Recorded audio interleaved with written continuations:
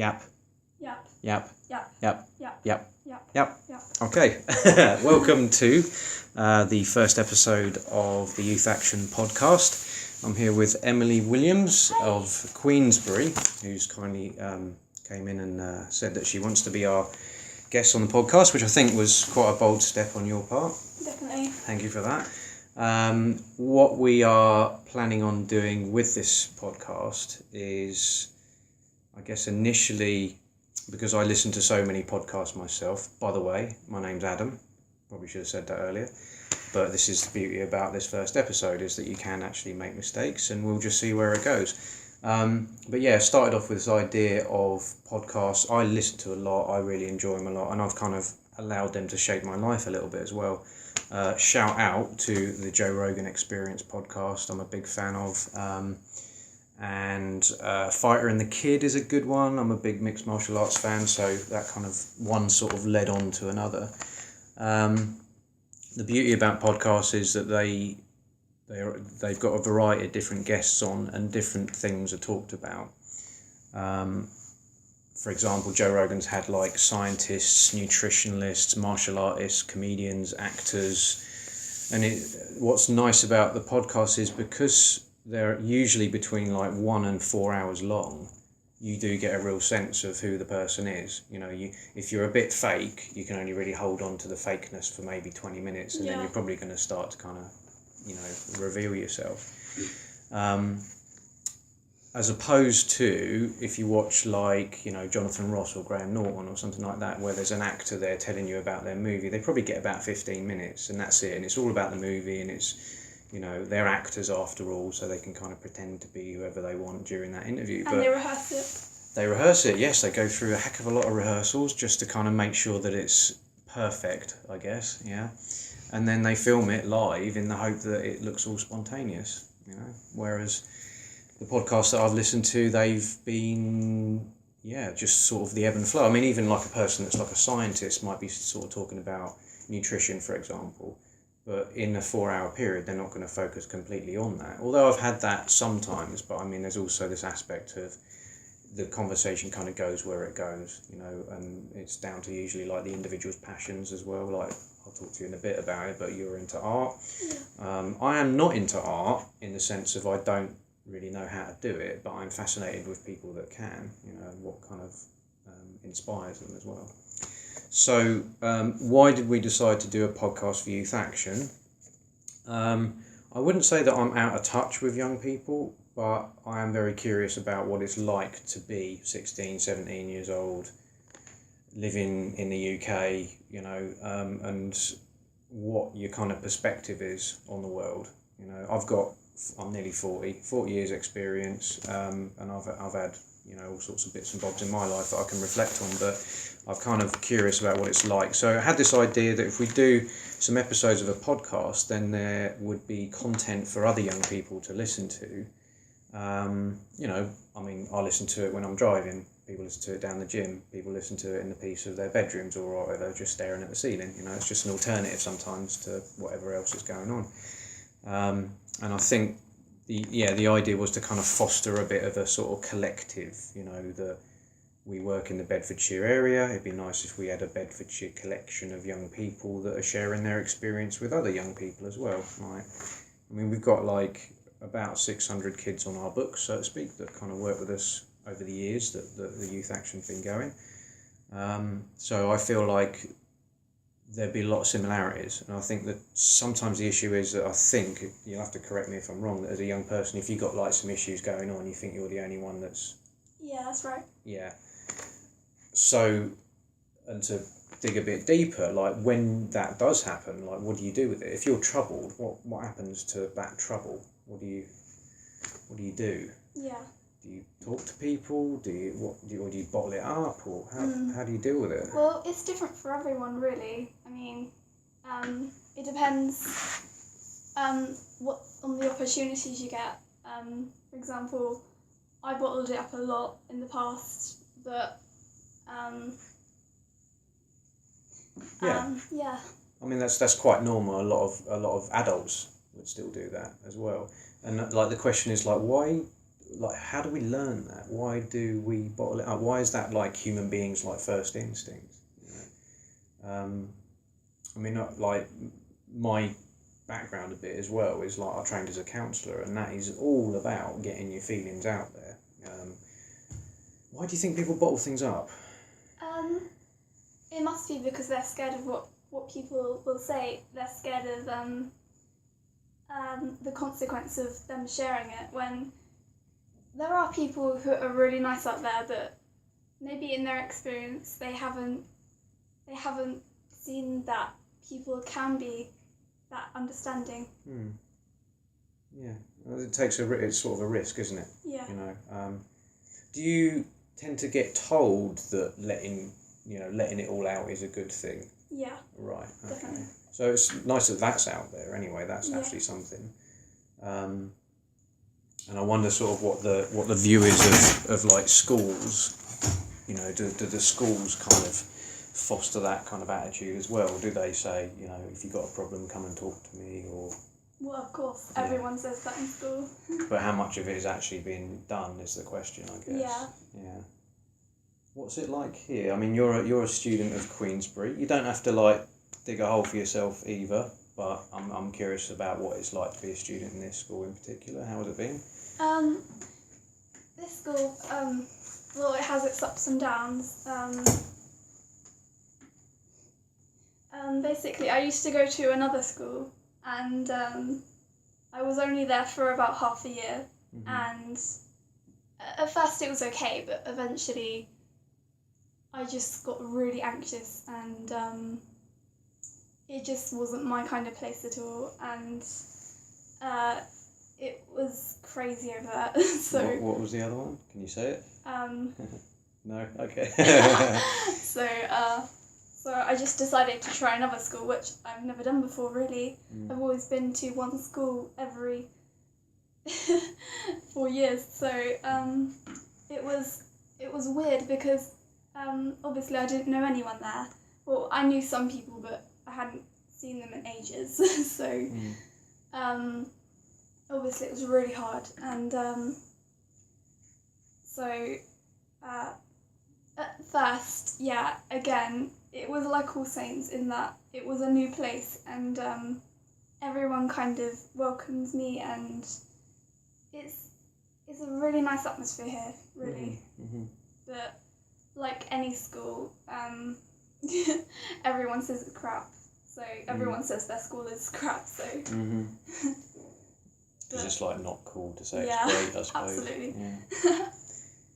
What sort of year group did you go into when you transferred? Was it between schools, or was it like partway through the years? It was partway through the year. Wow. Okay. Yeah. I can't imagine anything scarier, to be honest. Yeah, it was pretty scary. And it was just before I started my GCSEs in that school, so I reckon if I'd started a bit later, then it would have been much harder. Yeah. How did you? Can you think back to like your first day? What was that like when you started your new school? Actually, you can probably go back a bit further. Yeah. You know, you're getting ready for school in the morning. What's going through your head? Well, will I be anxious? Will this just be a waste of time? And will the rest of my school years just be a failure because this last year was pretty much? Yeah, and so I went to school and I got assigned a buddy, and she was just the nicest person ever. And she just showed me everything about the school and let me hang out with her friends, and the buddyship was only supposed to be for a day, but yeah, I stuck with her for a month because I have a bit of a trouble making friends, and even now I do, so it was really nice to have people like that.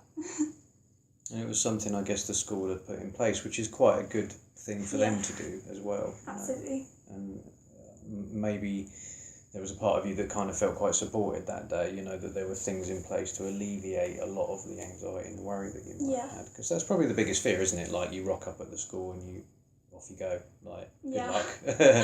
You're on your own. Yeah. good luck making friends and that.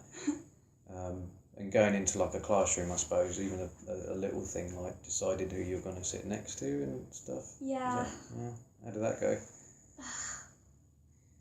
I don't sit next to anyone. Don't you? You sit on your own? Yeah, that's right. I just find it really hard to make friends. Well, I have my way of coping with these things, but it's still really hard, no matter which school I go to. But I suppose it's just the kind of place I'm in. It still makes a big difference. You see. The environment. Yeah. So what do you mean the difference is? Like, is it if you feel is it a mood?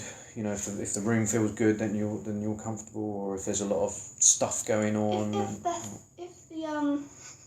If the teachers can control the class, if the teachers are good teachers, and it's also the students, because I found that a lot of people in that school were just crazy.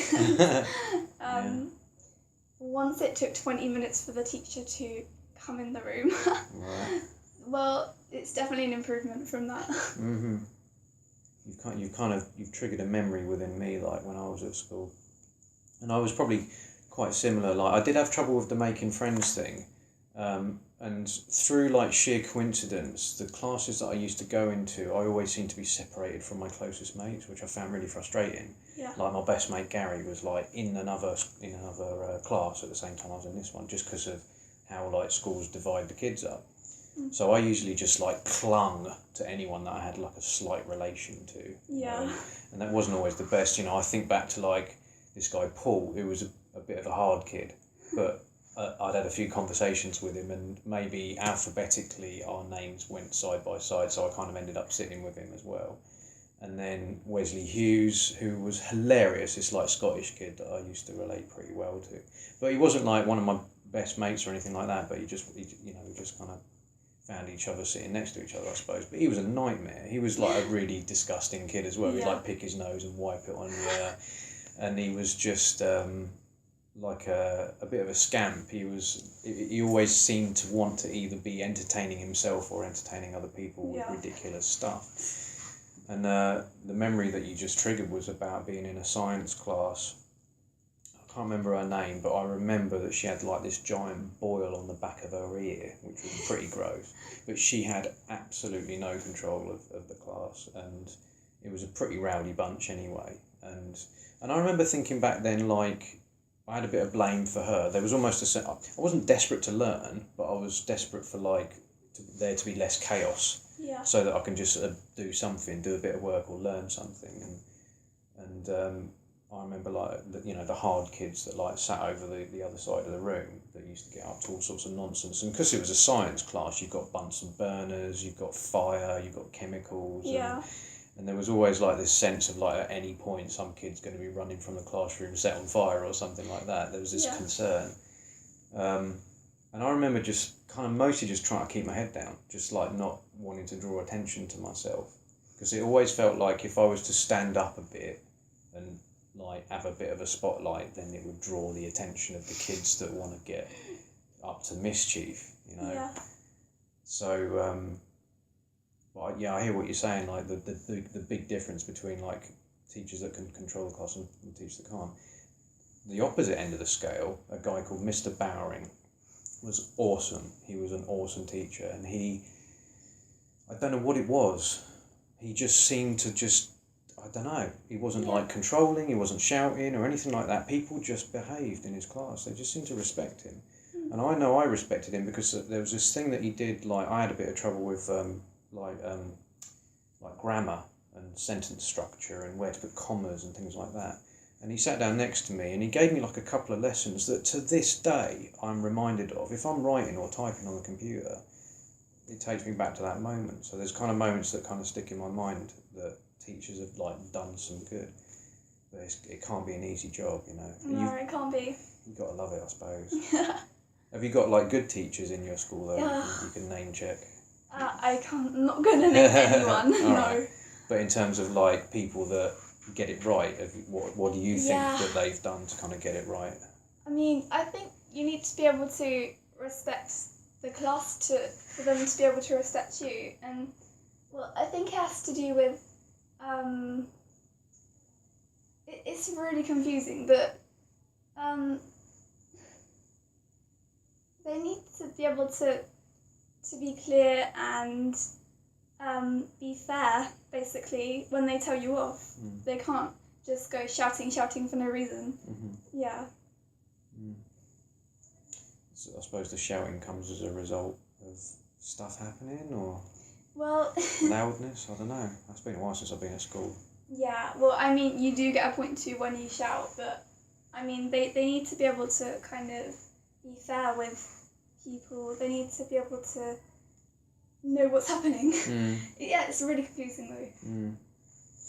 Yeah, I've kind of experienced a little bit what it's like to be on the other end as well, because I went into a career that involved quite a lot of group work with some pretty dysfunctional people. Like I worked in jails and doing addiction sort of stuff, and you know, you could look at it like it was essentially a class of about, say, 12 people, and from my perspective, as a fairly anxious person at times anyway, in this very anxiety-provoking environment, you get a bit desperate about like what I don't think I ever shouted. I mean, there was a bit of like, settle down guys, you know, calm down, you know. Yeah. But there's times where you were feeling like a teacher, because one of the guys had folded up a piece of paper that we'd given, turned it into a paper airplane and launched it across I nearly said classroom there. I mean, it wasn't, but it just felt like it. Yeah. And they were adults, but they were adults with like a few issues, so they hadn't really like properly grown up or anything. But I've known teachers as well, and I've known probably both ends of the scale. I've known teachers that clearly don't really like their job and just sort of get by. Yeah. And I know teachers that really enjoy what they do and like teaching kids. Admittedly, like she's in the younger echelon of teaching, which is arguably a bit easier. And I used to go around my mates, it's his missus that was the teacher, and it'd be like 8, 9 o'clock at night, and she'd be with the books, you know, marking stuff, and totally all right with it. Do you know what I mean? She was not like grumbling or anything like that. She was happy to kind of be doing it, and the TV would be on, and we'd be like watching TV while she was doing stuff. And it just seems to be like it's kind of an all or nothing thing. That if you're going to be a teacher, I totally appreciate that it's hard, but you have to sort of probably make peace with yourself that it's going to be beyond just the 9 to 3 that everybody thinks is the teacher's hours. Yeah. You know? You need to be prepared for the worst, I think. Yeah, well, prepared is probably the key word, isn't it? You know? But I guess you can only prepare so much. But I mean, you've finished like all your exams at the moment, haven't you? So, like, what's your plan? What have you got going on? Well, I'm staying on for sixth form. I'm going to take 3 A-levels. Since I'm into art and my highest grades were in arty subjects, I think I'm going to go for that. But again, I'm not 100% sure, because I think I might take art, textiles and English lit and lang. But, well, I was thinking psychology, because I've never actually taken it before, but it just sounds interesting. And I went to the open day at my school, and it was just, the teacher was so nice, and it was just really interesting to find out just this little bit of psychology that she taught us. So yeah, I'm considering that. Okay. But it's still a sciencey subject, so I think, well, they encourage you to take subjects that are similar to each other, but I do kind of want to take psychology as well. Has that like been more of a recent thing? Have you always wanted to do like one thing and now psychology just kind of popped into your head? Yeah, Oh, okay. it's like a sciencey subject, so it's a bit different to what I originally imagined myself doing, really. I think psychology is like the great outsider's lesson, if you like. You know, Yeah. I relate to that as well. I think when you've got people that have a little bit of trouble getting involved with life and socialising, I'll own it. I think I went into psychology because I didn't understand people, and I didn't understand how the kind of the social graces and like what to do. And I believe that if I did like a course in psychology, that somehow they would present all the lessons to me. It's not the case, but I mean they did certainly like give you a little bit of a cheat sheet almost. Like I learned that sometimes I struggle with like conversation and kind of keeping it going, and if I get to a point where it's dying, ask a question. You know, I was kind of taught, because most people will answer it, they're not usually going to just leave you hanging. And it's probably useful for the podcast that I'm going to be doing in the future as well. But I trained as a counsellor because I'd been a bit on the outside and then very, very, very curious about other people, because that's sort of what you're left with. Yeah.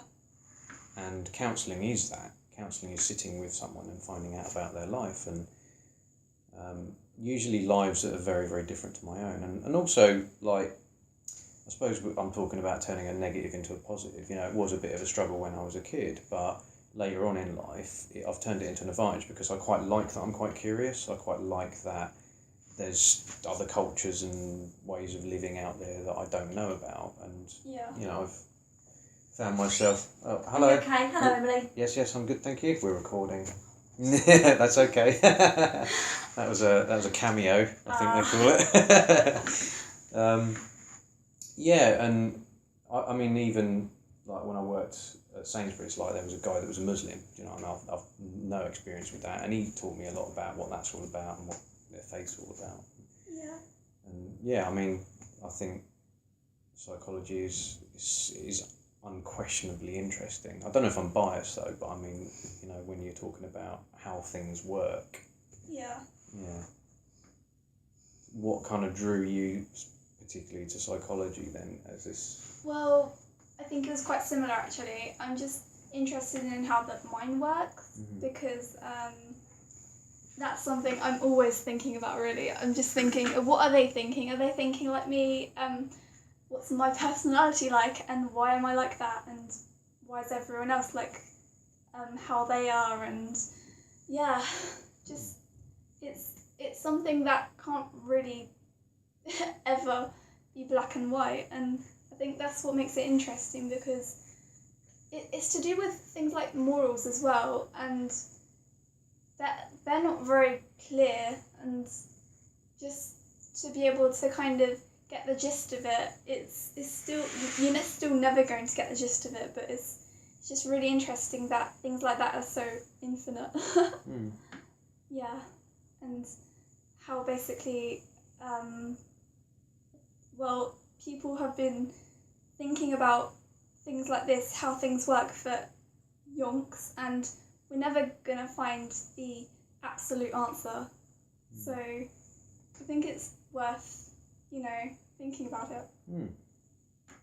It's always interesting hearing people that have dedicated their life to it as well. They seem to have like a cheat sheet. Yeah. You know, they seem to kind of get around, and I suppose like if you learn like psychology and counselling, it does make you a bit more sort of hyper aware of things. Although I'm sure I miss tons. I mean, there's certain things that have kind of helped me, I suppose, in my life in many ways, because of the careers that I've chosen.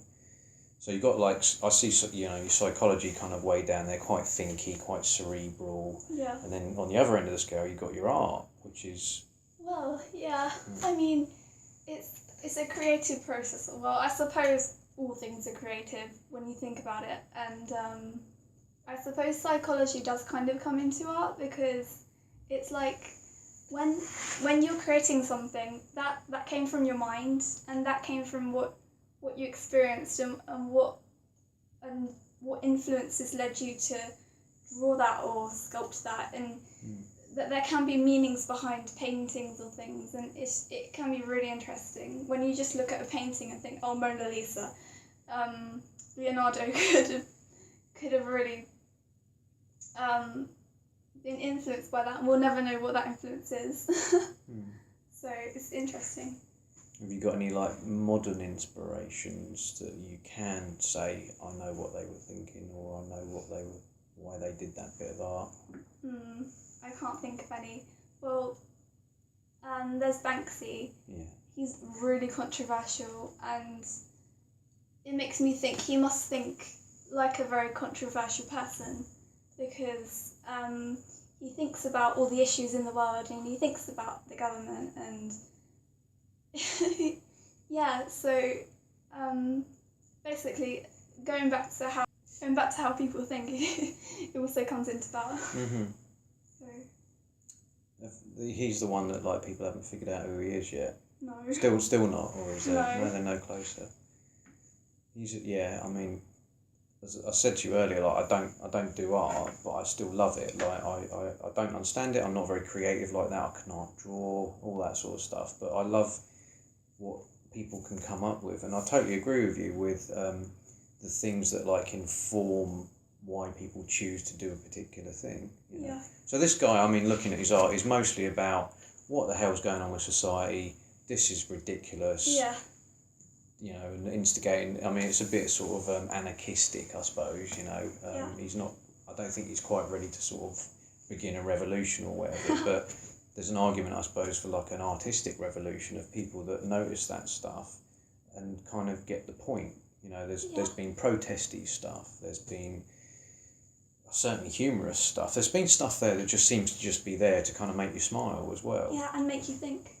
Make you think, yeah, for sure. And yeah, it's clever stuff. And there's something to be said about like he's almost like he's super famous, but that's almost by accident. I don't believe that he did it to be famous. He did it because he's just objecting against certain things. I think. I mean, again, I don't know enough about him. I've literally gone through one of his books page by page, and I've loved pretty much every page. I think it's really interesting. Have you done the Tate? Have you gone to the Tate Modern? I've never been there, no. You should go. Very cool. That's a good 4 or 5 hours of kind of walking around and checking things out, and I really like it. I think if you go too often, it's a bit repetitive, but like I'll say if you go every like 10 years, near enough. Yeah. I must be coming up for another visit. But when I first went there, it was probably about 10 years ago, there was, it's funny, like there's always an argument for like what is art as well. Like one of the artistic things was a chest of drawers full of crap. And the story behind it was they dredged the Thames and pulled out all this stuff, and it was a chest of drawers with like a display case, but it was a giant one. It was like glass, and they put everything inside it essentially. You know, you pull a drawer open, and it just looks like rubbish really, but you've got like Coca-Cola bottles from 40 years ago, and you've got a wheel from a pram, or do you know what I mean? Just loads of random stuff, and I think that there was a sort of element of I suppose a commentary, if you like, on what we throw away, or that there's a story behind each of those. Like, you know, why is there a pram wheel in there? What is the story that has led to that point where a pram is there? And I mean, I know there's people out there that go, oh, it's a chest of drawers full of load of crap. Why is that art? You know, and there's quite a lot of people question that. But I think I just appreciate sort of where they're coming from. One of them was just a urinal, literally just a urinal, just sitting there. And I was walking around with a female friend of mine, and like her point of it was women very, very rarely get to see one of those. Yeah. So it was kind of an experience for her, you know. And that Damien guy, he cuts sheep into bits as well, doesn't he? Or sticks sheep in formaldehyde. What's his name? Damien, I want to say Damien right. Hirst, that's it, yeah. And he, heck of an experience, really good stuff. Do you feel like you've got an artistic sort of style? Have you found that yet, or? Well, I think when people talk about style, a lot of people ask, "Oh, how do I get my style? How do I develop one? Because I don't have one." And well, I'd like to say I do have a style, but I mean, I think your style, you get a style as your art develops. You just get it with practice, and that's the only way you can really get one.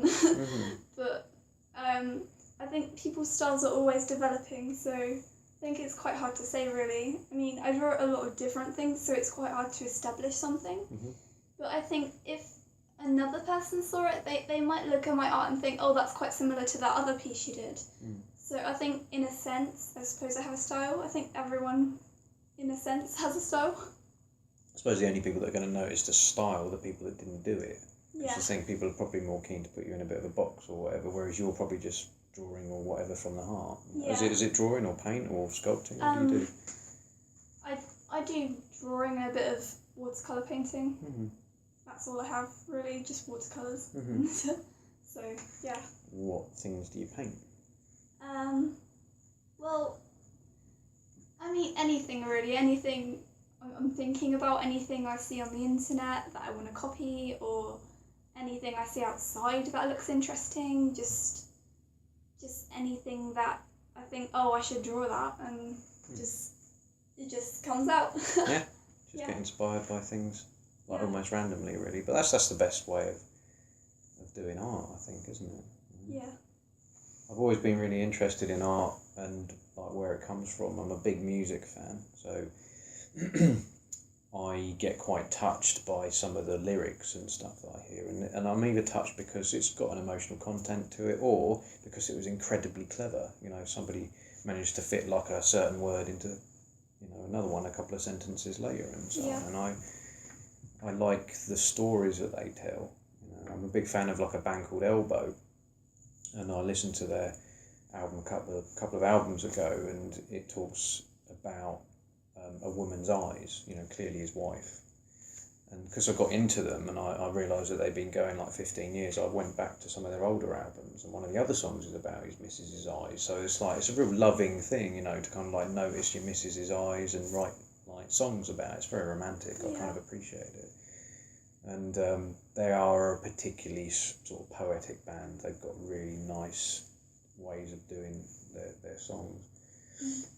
What's musically popular now? Fill me in, because I'm a bit out of touch with music these days. What's going on in the music world? Well, I'm not a very mainstream person either, but I think have you ever heard of dubstep? Yes. Yeah, well, I don't think that's quite dominated the mainstream, as to speak, but I think a lot of pop music has kind of taken that element and kind of, well, now a lot of catchy songs they seem to be more popular, and they always seem to have more of a dubstep element in them. Yeah. So they've kind of like taken something that wasn't mainstream and like pulled it into like popular stuff. I don't know of any. I mean, I listen to radio occasionally, but it doesn't ring any bell. Wasn't a big fan of dubstep, I have to say. It was showing me age now. It doesn't sound right. No, I mean, yeah, it was. I like melody, I think, and I didn't hear a lot of melody within dubstep. I don't think it was. I mean, a mate of mine does it as well, and I can see the work that goes into it, and he's quite a creative person anyway. But there was I don't know if you've heard of this, but in my era, there was drum and bass. You know that one? Yeah. So, you know, drum and bass went through some evolutions as well, and it kind of, I'm not an expert on this, but in my experience there was quite pleasant sort of sounding. There was like waterfall sound effects, and there was sort of air rushing through, and there'd be, you know, and it was kind of, I'd say, easy on the ears. Yeah. And then pioneered by people like LTJ Bookham, ring a bell, and God, I can't remember anyone. Then there was Jungle as well, and Jungle had the sort of like African element to it, which was great, and it had a different sound and used a bit of reggae stuff in it. And then it went into this like hard stuff, and I switched off then, and that's a bit more like dubstep sort of thing, but it didn't have a lot of melody in it, and it didn't have like birds tweeting and like waterfalls and all that. So, but I can kind of, when I used to buy my CDs, I used to stick them in a rack, and they'd go, I didn't have them in alphabetical order, just in the way that I bought them, so there'd be blocks of, here's where I got into drum and bass. You know, a stack of about like 15 CDs or whatever. Yeah. Then there'd be like the reggae bit, and I got into rap at one point with Eminem. You know, I was a big fan of Eminem when he came out, and that propelled a lot of other rappers in his field, if you like. You know, with Dr. Dre and Exhibit. I don't know if you know any of these. You know Eminem, yeah.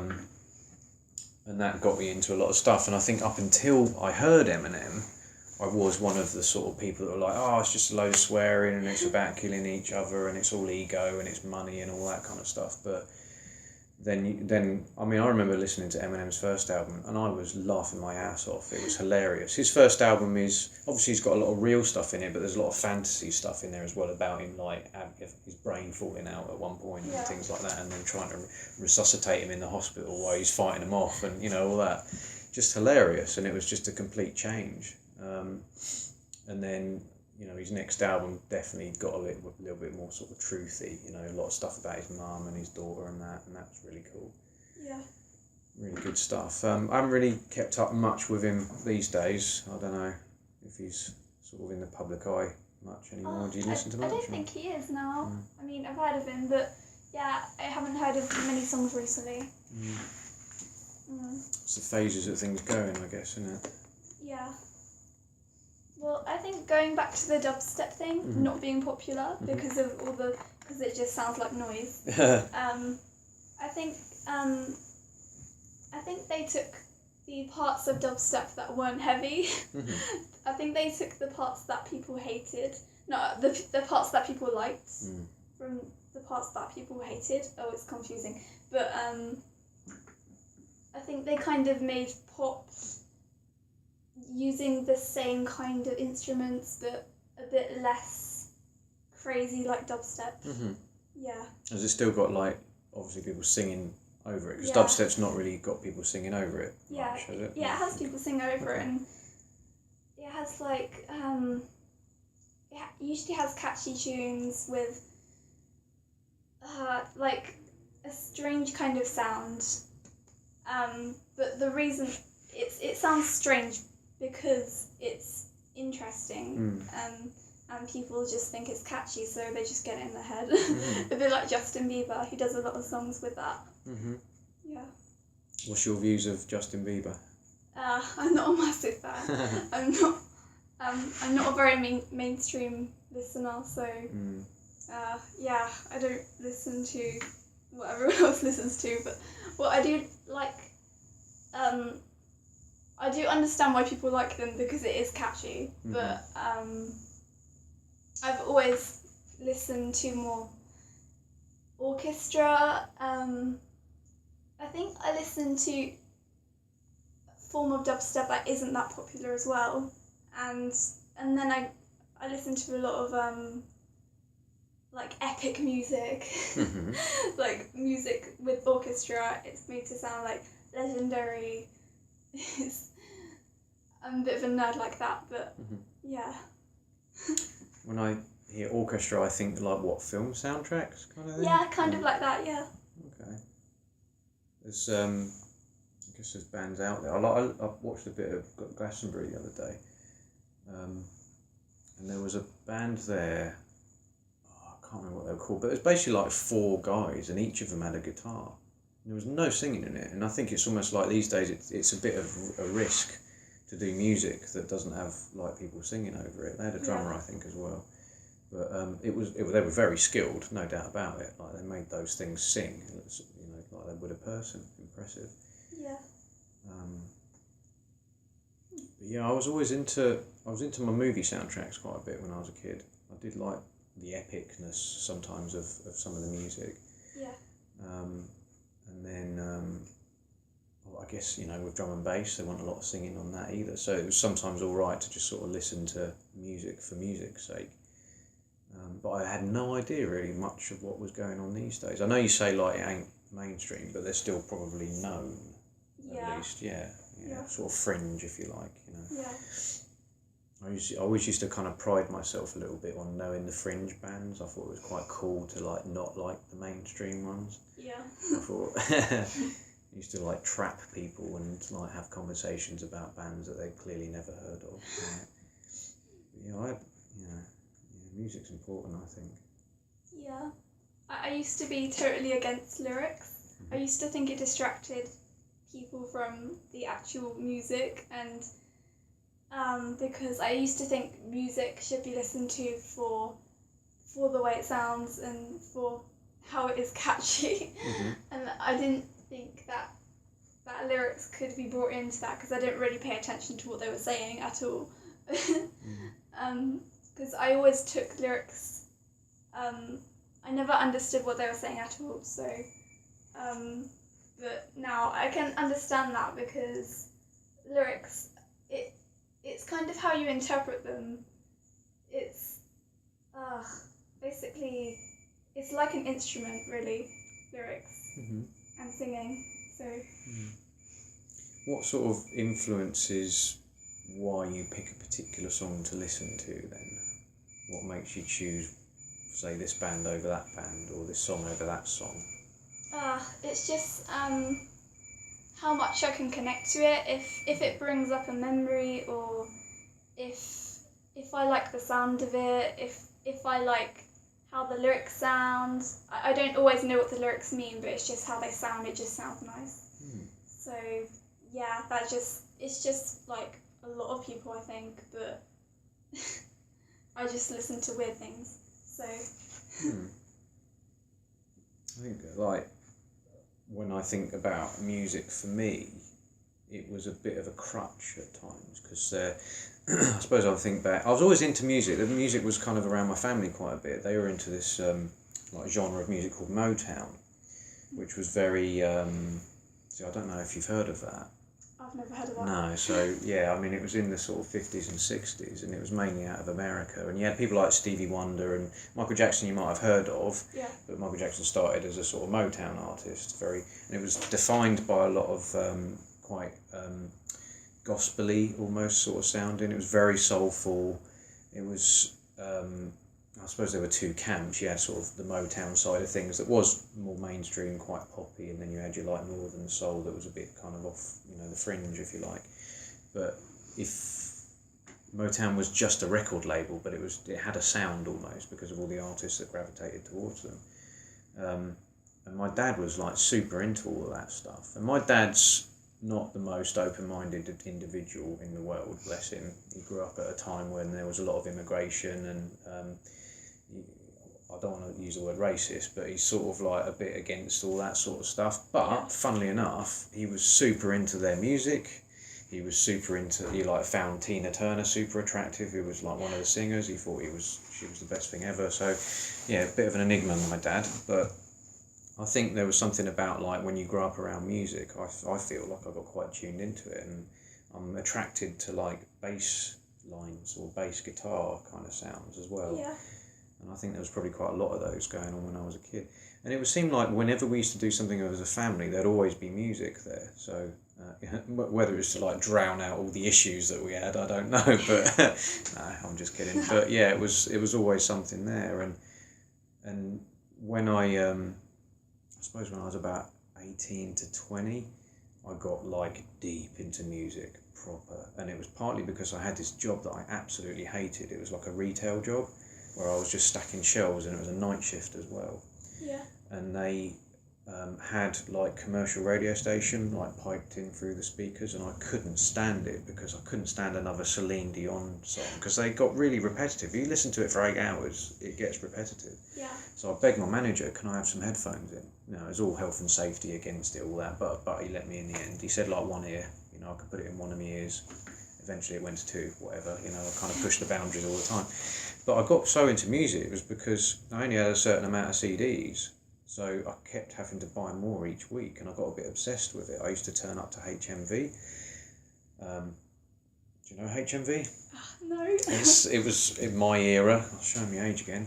But there's about 20 odd years between me and you. But yeah, HMV was like the place to go for your new music. I suppose it was a bit like iTunes, but you used to turn up and they'd have all the new CDs on like a shelf, and you get a pair of headphones and you can listen to what was new that week. And I got into I'd listen to it, I like that, I don't like that, whatever. And then I just used to walk out with like 10 CDs. I used to spend most of my wages on CDs. And it was definitely a way of like drowning out actually how unhappy I was. I hated my job. I still lived at home with my mum. I didn't feel like my career or life was progressing. I was single. Do you know what I mean? It was a bit of a kind of dark time, and I think like music got me through those difficult times. You know, and like you say, it makes you feel stuff. I think and you relate to stuff. Yeah, I I can kind of relate to what you're saying as well, because I think with the kind of music I listen to especially, it propels you into a new world. It's like this, because real life isn't interesting and it's boring, and basically what films and games do, they try and make it look more interesting and take the best parts of life and distract you from it. So I think that kind of music, film music, and I listen to music from games as well, so I think that kind of has an effect. Are we talking computer games here? Yeah, like- computer games or video games. Alright, cool. Yeah. Music from video games. I play a lot of video games too. I'm still not too old for those. I do think I might grow out of them at one point, but still kind of interested, I suppose. Maybe not as much as I used to. I used to be like proper obsessed. Like I was saying to you before, I probably failed most of my exams because I'd rather have played on my Mega Drive, as it was called at the time. But yeah, okay, cool. Good that you can pull music out of the games themselves. You can buy that separately, can you? I don't necessarily buy them. Either I just play the game, I listen to the music, or Examples? What sort of things? well, have you heard of The Last of Us? Yes. Yeah, it's a really good game. Naughty Dog made it, and it's probably one of the best games ever. I agree. Yeah, amazing graphics and storyline. It's just so touching and so dark, and it's really interesting. And the music, the guy who made the music, they're good as well. I mean, they don't always do game music, but they're nice. Who are they? Famous? I don't know their names, to be honest, but they do more guitar and other things. So I do listen to other things as well, but yeah. I agree with you with that game. I don't own a PlayStation, but I heard about how good it was, and I ended up, it's a bit sad, but I watched it on YouTube. I basically watched somebody play it on YouTube for about 8 hours. Yeah. Not at the same time, I did it in shifts, but phenomenal game. Absolutely phenomenal. I think it's one of the best games ever made. It's just perfect. There's nothing wrong with that game. Yeah. And I love the beginning, like where, all hell's breaking loose and you don't really know what's going on. And the bit that it definitely made me cry was, where the daughter gets a bullet. Like when they're trying to escape from all the soldiers, and the soldiers get a bit trigger happy, and he turns away and you think that he's got shot, and actually it's his daughter, and the way that she reacts is so real. It was amazing. It's a bloody video game, for goodness sake, and I'm sitting here bawling my eyes out. It's like a film, really. They make all their games like films. I thought the first part of the game really pulled you in, and it kind of played out over the rest of the game. The theme of the girl dying, like with the introduction of Ellie and their relationship, it's like the relationship he had with his daughter, and it's kind of interesting that the themes kind of repeat themselves, and I think it's really clever how they made that plot. Very kind of engaging, I think, as a game as well. I think games can do that, and I think it is an art form. It gets bad press sometimes, saying you're just killing people all the time, or that it's got no educational benefit. But I don't agree with that at all. I think some of them can be like works of art. There's now and again like a game will come along that just kind of blows you away. And I'm a big fan of reading reviews. I probably shouldn't really, because it does bias you a bit, but I do distinctly remember that one getting like a 10 out of 10 on IGN. I'm a big fan of IGN website. Shout out to IGN. And I pay attention to kind of what they do. And it might not necessarily be the score that I base why I might want to buy a game. It will be because of what they said in the review. Does it work? Is it, graphically great, and all that sort of stuff that you look into. Because like 40, 50 quid is quite a bit of money to kind of part ways with. So I think it's important that that you know what you're getting. Yeah. I think they said they were going to think about turning it into a movie. Which I want to say it's great, but it might not be either, because you've seen what people can do with some of the licenses. And really, why mess with perfection, I suppose, might be the case. It'd make a good story, though. Yeah. Well, I think I think The Last of Us did have a few flaws in my opinion. Mm-hmm. I mean, it was amazing, but I did think it was very movie-like, and I think if they do make it into a movie, it will be a lot like the game, but just you won't have to press square every few minutes. Yeah. Is that one of your criticisms? Too many quick time events, as they're called? Well, yeah. I mean, they kind of smushed movie and game together, so I understand that, but I don't understand how they would have made it into more of a game, but again, it is really movie-like, and in a way that might have kind of made you feel that you weren't in control of the game or whatever. Mm-hmm. But that's just my opinion. But I don't think they should make it into a movie. No, they've got Assassin's Creed coming out. That looks alright, but I mean, Yeah. we'll see how that goes. We'll see. But I'm interested in this really, that you live in an era at the minute where things are like really impressive. Like video games are almost like picture perfect. Movies are amazing. You know, you look at your Avengers movies and it's all CGI, but it looks perfect. Like, I've lived in a time where, thinking of video games, the games I used to play, my character that I might control was made up of about 2 colours and a lot of little squares. That was as good as it got back then. And I think what's quite nice, I suppose, if I look back, like, I've seen the evolution of games. Like, me and my mate talked about it the other day, where we were playing Battlefield online. We've got Xboxes, and there was a time where if we wanted to play a multiplayer game, say Doom, I would need to take my computer and my keyboard and my monitor, take it round his house. He lived 2 doors down from me, luckily. Set it all up on a table, sit back to back so we're not cheating and like looking over each other's shoulder at who we're shooting at. And that was just me and him in a game. Now you've got 64 players, I think it goes up to now. Yeah. And it's amazing to kind of see it and kind of compare it. I mean, what was your kind of earliest memory of video games? What did you see that might set the bench of where it's come from? I don't think I could have seen how amazing games are now, because I didn't see as much of the evolution, but they were okay when I first started playing. What was your first console? Well, I first started playing on the computer, only because we had a computer, and my dad got a few games from the boot sale, and they were actually 90s games, late 90s. And I remember this one game, I can't remember what it was called, I really wish I knew the name so I could find it.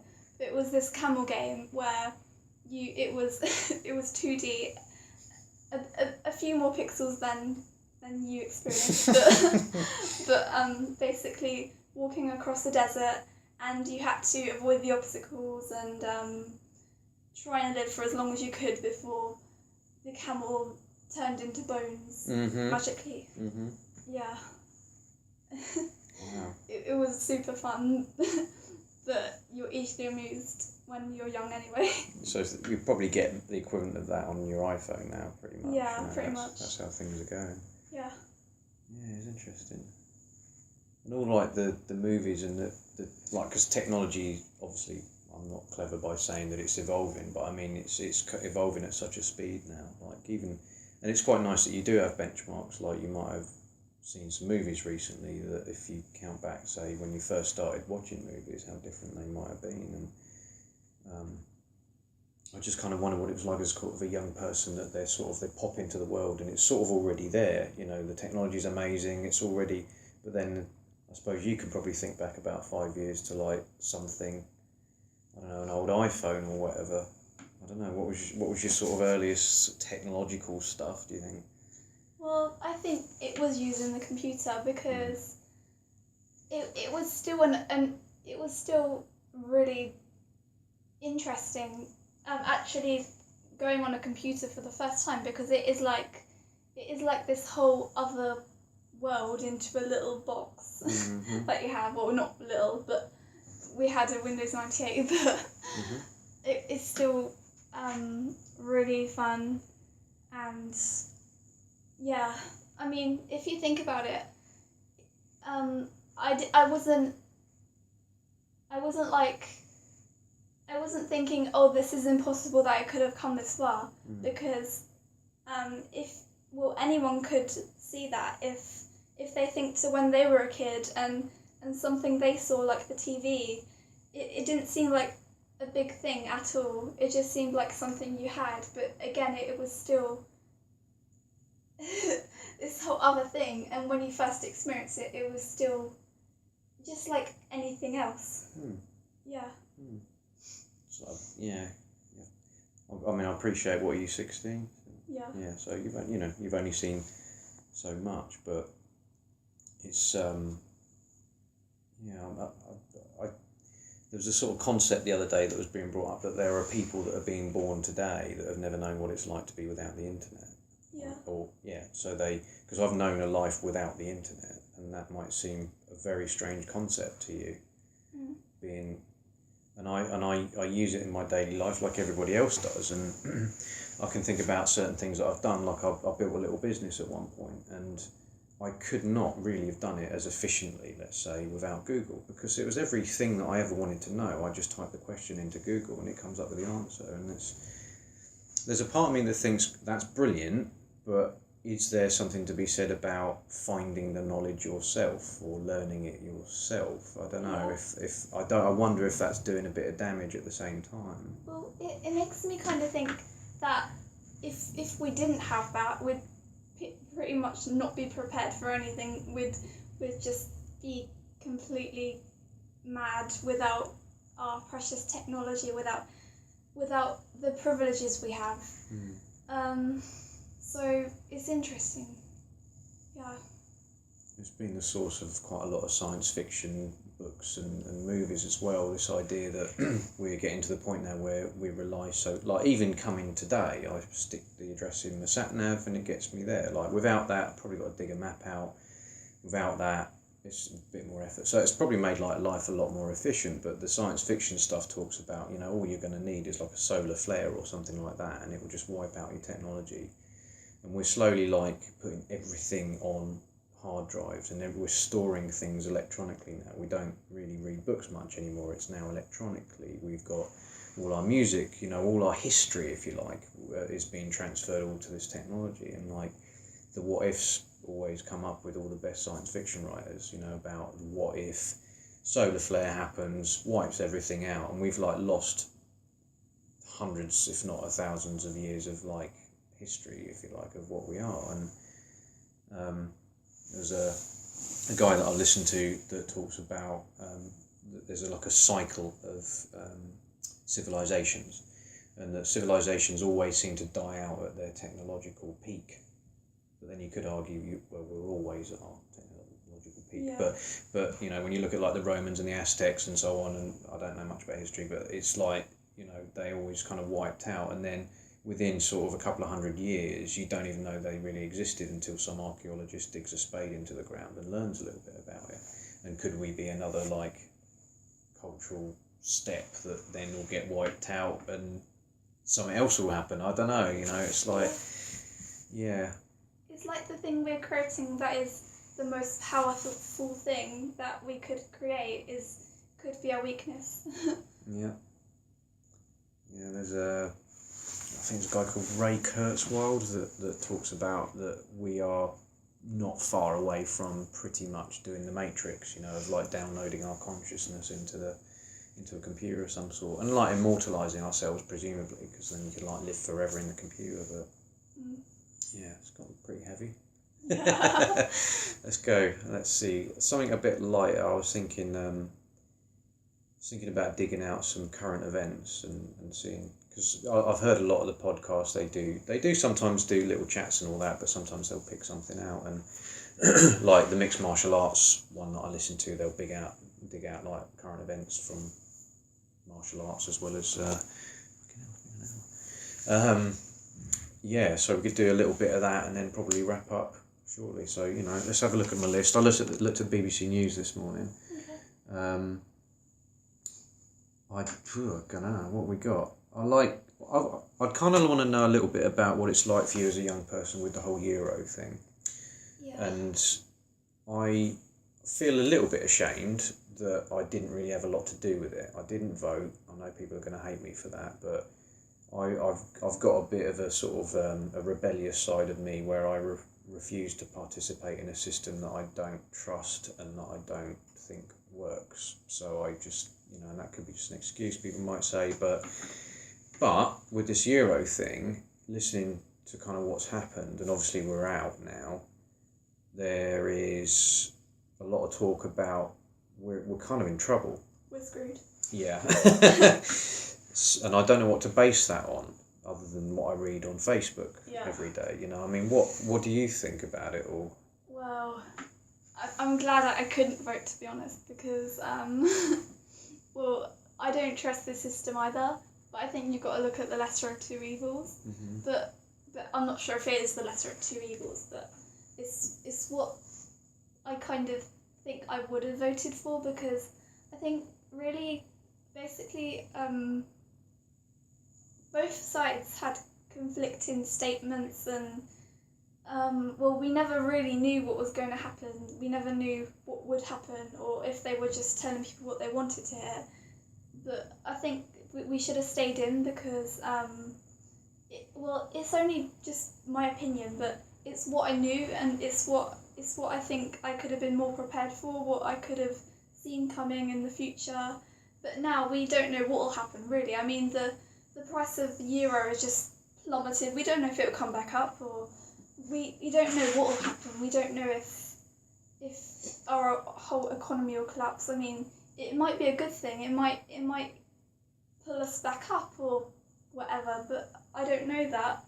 I just know that what I already had in the EU was okay, and I could have lived with that, even if it was corrupt or whatever, Yeah. So with you saying like we're screwed now, is it like all downhill from here, or?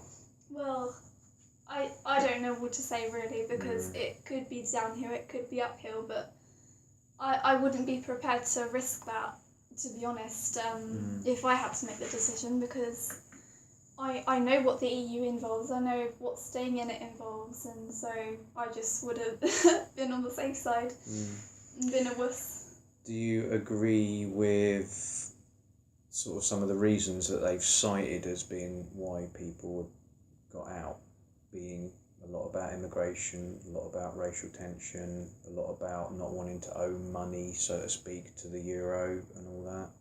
Yeah. See, the thing is, I don't completely understand this, because I found that immigration, I mean, that they said that we could control our borders and keep people out, but then the other side was saying, no, that won't have an effect on immigration, so it's not worth the risk. So I don't really know what to say about that, but yeah, it's just really confusing. So it's tiring at times. Yeah. Where every time you sort of think that you've got a bit of a handle on it, then you get an opposing argument, and it put me in a lot of a sort of state of uncertainty, and I think maybe there were people out there like me that didn't vote just because there didn't seem to be a right choice, I suppose. The only reason that people think that we might have made a mistake at the minute is because of what's happened, with the money plummeting, and there was an element of, obviously we're actually a tiny country comparatively, and wouldn't it have been better to be part of the larger because of survival, and just being able to kind of get by. But there seem to be all sorts of kind of costs to that, and I think that there's an argument at the moment that like the people that are going to be most affected are kind of the people that are poor and the people in kind of the working classes. I do agree with that, but I also agree the other side of things, the people most affected seem to be people with businesses and people with loads of money, because they have the capacity to survive, they have the capacity to kind of adapt financially as well. And I just got this feeling that there were people with a lot of money probably just went, I'm just going to move to Australia or whatever, and they can do that and it'll be fine, and they'll be all right. It's almost like the rich people they're sorted, but they were the ones that probably voted. I would think, which is why I kind of find the system a bit objectionable, really. Yeah. And then they've got a big sort of political race going on now. There's the rats are jumping ship, as I've heard people report, with the PM leaving, and now we've got a vacant spot, and it's been, first it was Boris, and then that's out, and like everybody that sort of had any kind of commitment to where we were going to be going in a direction have now left, and now we've got, by the sound of it, as I read this morning, a choice of 2 potential candidates, 2 female ones, funnily enough, as well, and and I mean, what are your thoughts on the fact that we're going to be getting a female PM? Does it make any odds, or? I don't think it makes a difference because I think people like to put female everything on the pedestal and think, oh, this could be different and this could be empowering, but I think it's more about if they're actually a good leader. It's like with Hillary Clinton, like all I've heard her say is, oh, I'm going to be the next female the first female president, so therefore you should vote for me. I'm not saying that's the primary reason that she wants herself to be the president, but I think people are thinking that has anything to do with being a good leader or just being empowering. But I don't think you should fall for that, because it could be a bad thing to let that be a factor. Yeah, the idea is always to kind of vote on the policies that they might be supporting, I suppose, isn't it? Yeah. But then that, again, gets confusing, because so you support this one and not that one, and then, I don't want to get on my soapbox about politics in general, but I mean, I am kind of interested in American politics, I suppose, to a certain extent, just because the amount of podcasts that I listen to are quite American-centric, so they tend to be obviously talking about what's going on with his name, Trump, that's it, his name just went out of my head, so Trump, bit of a joke kind of thing, seemed a bit of a funny thing to start with, but then looked like he might be in the running, and like, I'm a big fan of South Park. Do you ever watch South Park? No. So South Park is like, it's an animated show, but it has a lot of, I think, really interesting things to say about American and the world society, and there's a really cool scene in there that implies, like, loosely it's sort of a Trump thing, where they're basically saying, we thought it was a bit of a joke at first, we all laughed, we all slapped each other's backs, and it was awesome, and then it looked like it was going to be a reality, and then there's sort of this fear dawned about, like, oh my god, this is the person that we could have running the most powerful country in the world, is terrifying, really. And there's also some conspiracy theories about, maybe he was brought in to make sure that Hillary won, because she was a bit of a shaky candidate anyway. I'm not really into conspiracy theories, but there's this sort of aspect of, like, you never really know what's going on behind the scenes anyway. Yeah. It's crazy, really, to think that we have a part to say in something we can't know everything about, and they're controlling everything, and they could make or break the rest of us. Pretty much. There's a bit of discomfort about thinking that there are other people that have got my future in their hands. Yeah. I always find that a bit. And there's, I hear, Joe Rogan talk about it. He's saying that the political system that we've got at the minute was based on, medieval times, where you couldn't get about very much. So you had to give people like your views to take to Parliament, as it were, and kind of get those conveyed. And we've still got that system. And there's a good case, I think, for, something about the internet being utilised, where, things come up and people vote on them. Every sort of, 10 o'clock tonight, we've got a vote, right, okay, get on your computer, or it'll be tablets and iPhones and all sorts now. Yeah. And you just say whether you agree with us, or, that surely is proper democracy, where you're getting the voice of the people heard. The trouble is that you get people voted in that I don't believe represent the voice of the people. Often they're special interest groups and companies, and all the people that funded their campaigns always seem to be the people they're looking after the most. And it kind of shows up, like, in the way that they conduct themselves. But wouldn't it be nice if, people did get their views properly represented? Because we vote in someone, and then that's sort of it. We don't really have a lot to do after that. We just voted in someone we thought might follow our political aspirations. Yeah, well, Donald Trump, everyone seems to be voting for him. I don't understand why, but people are saying it's just just for a laugh. They're just voting for him because they can, just as a joke. But again, he's going to be controlling the country. So why are so many people voting for him even as a laugh? Yeah. Yeah, I guess the thing is, I feel like we're so aware of it, but it's actually not happening until October. It's actually quite a while away. Yeah. I got the impression that it was like a matter of weeks away. Yeah. And it's always been the view that America are kind of like England, but like 10 years ahead sort of thing as well. So we've got that to look forward to. That's brilliant. Yeah, that's great. Thanks, America. Yeah. Let's finish up. I want to just finish on something a bit lighter as well. You mentioned earlier you're a nerd. I'm a nerd as well. Are you a fan of Star Trek? No. You're not a true nerd then. No, but I like Star Wars. Well, okay, that's a great one as well. But I read a story this morning about how they were going to make one of the characters in Star Trek gay.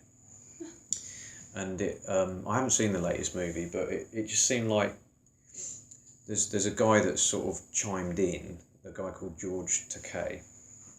And the character's name is Sulu, and he's a American Asian guy. And in the very old incarnation of Star Trek, George Takei played Sulu. And then later on, he came out as gay. The George Takei did, not Sulu.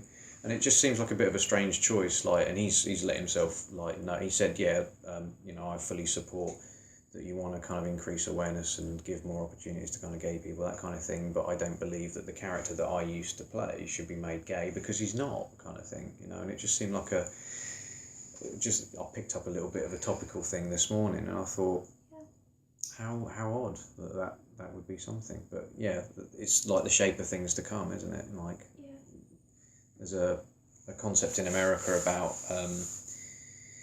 sort of no discrimination and all that sort of stuff, and there's times where it can be handled a little bit clumsily, I think, and this seems to be one of those cases. But anyway, forget about that. Let's talk Star Wars. Yeah. What did you think of the latest movie? Star Wars. It was surprisingly good. Well, I know Disney wouldn't have let us down, but I thought since Disney bought it, Star Wars, I thought they'd totally ruin it. Mm-hmm. I mean, Star Wars, I just thought Star Wars may have as well have been a musical, but but I think they surprisingly did okay. Mm-hmm. I think it was a lot like the other movies, and it was nice to see some of the old characters as well. Mm-hmm. So you've been through the whole, say, 7 episodes. Have you seen all the 7 that there are? Right. What order did you see them in? I saw A New Hope first. Oh, that's good. Okay, Yeah. 4. And then I forget the rest. I did see Return of the Jedi last, so that's one thing. So. Last. Okay, that's good, because then you're going into episode 7. Okay, that makes sense. Wow.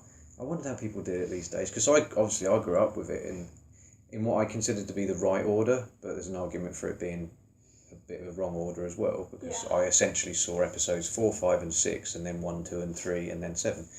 But they are a huge part of my childhood. The original, as I call them, trilogy.